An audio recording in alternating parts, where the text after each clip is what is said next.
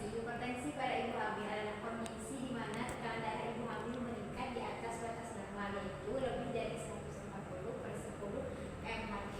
Hal ini dapat beresiko bagi ibu dan janin, menyebabkan komplikasi seperti preeklamsia, kelahiran prematur, atau gangguan pertumbuhan janin. Tanda gejala hipertensi. Tanda dan gejala hipertensi pada ibu hamil biasanya ditandai dengan tekanan darah tinggi 140/90 mmHg, pembengkakan pada wajah, tangan atau kaki, gangguan penglihatan, nyeri perut bagian atas, mual muntah, penurunan jumlah urin. Gejala-gejala ini perlu diwaspadai karena dapat mengindikasikan preeklamsia yang berisiko pada ibu hamil dan bayi, dan sakit kepala. Hipertensi kronik adalah tekanan darah tinggi yang sudah ada sebelum kehamilan atau sebelum usia kehamilan 20 minggu. Penata laksanaan. Yang pertama, pemantauan tekanan darah secara rutin, pemberian obat antihipertensi, pemeriksaan urin dan tes darah, pemantauan pertumbuhan janin, pencegahan komplikasi seperti preeklamsia dan kelahiran prematur. Selanjutnya, hipertensi gestasional adalah kondisi tekanan darah tinggi yang terjadi setelah 20 minggu kehamilan tanpa adanya protein dalam urin dan biasanya hilang setelah persalinan. Selanjutnya ada penata laksanaan. Yang pertama, monitoring tekanan darah secara rutin, pemantauan kondisi janin termasuk USG dan pemeriksaan Doppler. Yang ketiga, ada pemberian obat antihipertensi. Yang keempat, pembatasan aktivitas fisik dan istirahat yang cukup.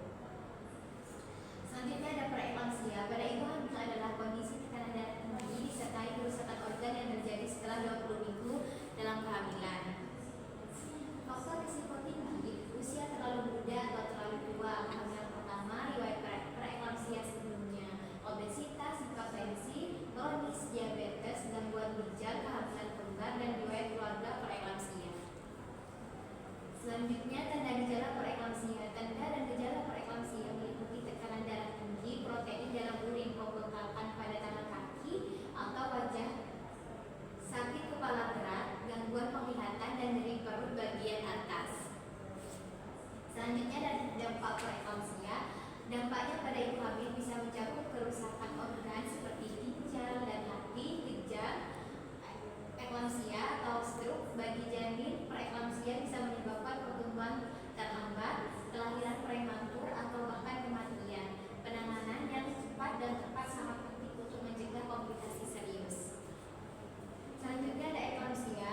Kejang umum atau koma terjadi jika terdapat tanda dan gejala preeklamsia dengan tidak ada kemungkinan penyebab lain seperti epilepsi, perdarahan subarachnoid, atau meningitis. Deteksi dini preeklamsia. Deteksi dini preeklamsia melibatkan tindakan atau pemeriksaan untuk mengidentifikasi kemungkinan seorang mengidap preeklamsia sejak awal, mencakup anamnesa, faktor resiko, pemeriksaan fisik, dan usia kehamilan kurang dari 20 minggu.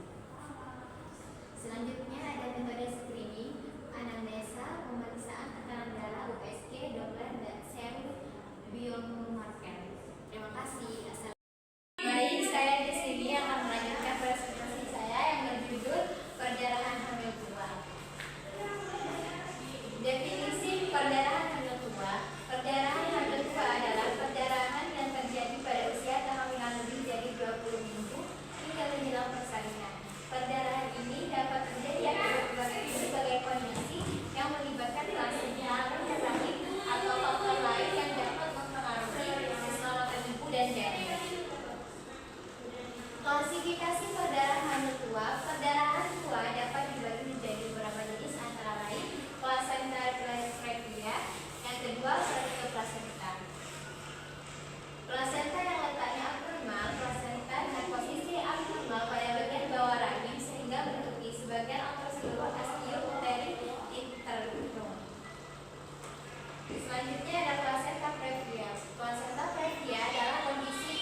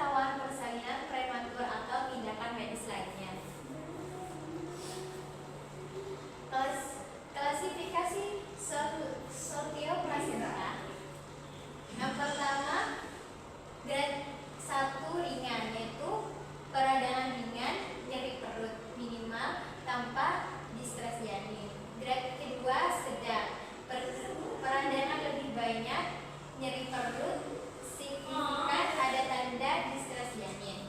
Yang ketiga ada grade 3, berat, berat dengan hebat, nyeri perut, parah, distress janin jelas, resiko shock, hipovolemik. Tanda gejala dan plasenta preeklamsia meliputi perdarahan tanpa rasa sakit dan dari vagina, terutama pada trimester ketiga, serta nyeri perut atau kram. Kontraksi ini juga dapat terjadi, dan kondisi ini berpotensi membahayakan ibu dan bayi. Selanjutnya ada tanda dan gejala solidoplasenta. Perdarahan vagina, biasanya perdarahan gelap, nyeri perut, nyeri hebat dan kram. Tanda-tanda vital distress, perubahan detak jantung janin, kontraksi uterus, uterus terasa kaku atau pegang. Selanjutnya ada faktor resiko, hipertensi maternal, tekanan darah tinggi selama kehamilan, baik hipertensi kronis maupun preeklamsia merupakan faktor risiko utama. Trauma fisik pada perut, seperti cedera pada perut akibat jatuh, kecelakaan mobil atau pukulan langsung. Selanjutnya trauma fisik pada perut, yaitu seperti cedera pada perut akibat jatuh, kecelakaan mobil atau pukulan langsung, merokok dan penggunaan narkoba, merokok selama kehamilan dan penggunaan obat terlarang seperti kokain atau amfetamin, merokok dan penggunaan narkoba, riwayat solpil plasenta sebelumnya kehamilan irregular, usia ibu, kondisi medis. Selanjutnya ada screening, ada evaluasi medis, stabilisasi, identifikasi penyebab, intervensi medis. Terima kasih. Baik, di sini saya akan melanjutkan presentasi yang menjelaskan tentang perdarahan hamil muda.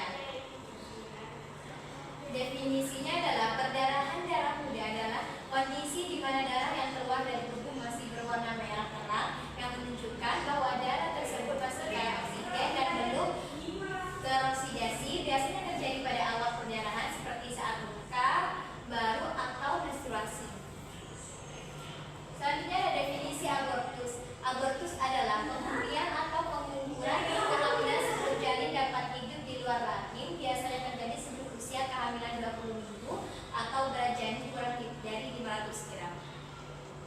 Selanjutnya ada klasifikasi, yaitu ada abortus imminent, ada abortus incipiens, ada abortus incomplete, ada abortus complete, ada missed abortion.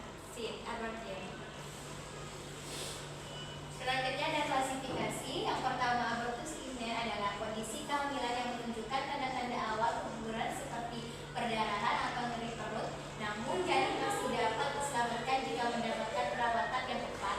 Pada tahap ini leher rahim